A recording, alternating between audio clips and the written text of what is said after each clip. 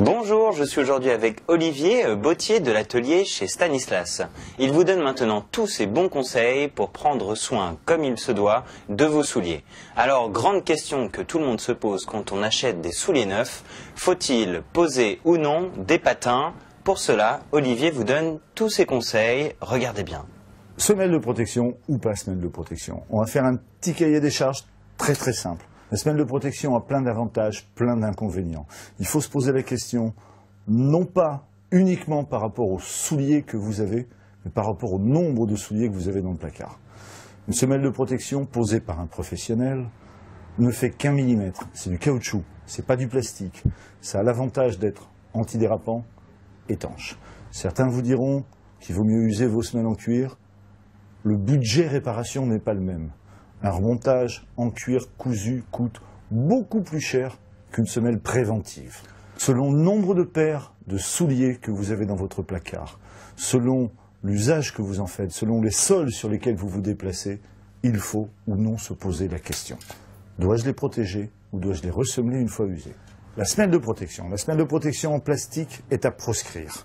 La semelle de protection en caoutchouc est beaucoup plus fine, beaucoup plus souple. La semelle de protection ne fait qu'1 millimètre. La semelle de protection est étanche.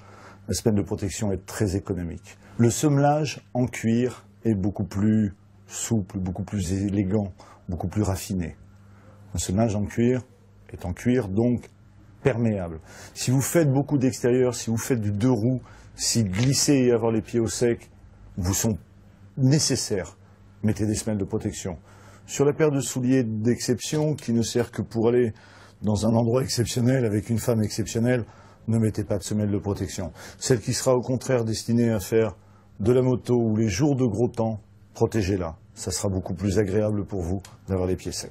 La semelle de protection, aujourd'hui, c'est quelque chose de beaucoup plus discret que ce qui était il y a quelques années proposé. C'est fin, millimétrique, et il existe toutes les couleurs. Il existe bien entendu du noir, du marron foncé, du caramel, du beige, même du blanc cassé. Il existe aussi du blanc, du rouge, du gris chez les bons professionnels.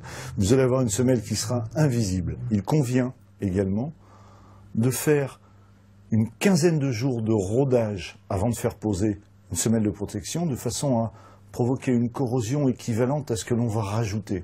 Vous allez ainsi vous retrouver avec le profil initial de votre semelle. Votre soulier ne sera pas défiguré par l'épaisseur ajoutée. Conclusion, semelle de protection ou pas semelle de protection? À vous de juger. Si vous avez un doute, demandez à votre cordonnier, bottier. C'est un professionnel, il saura vous conseiller. Ça dépend aussi de la valeur sentimentale que parfois on accorde à ces souliers.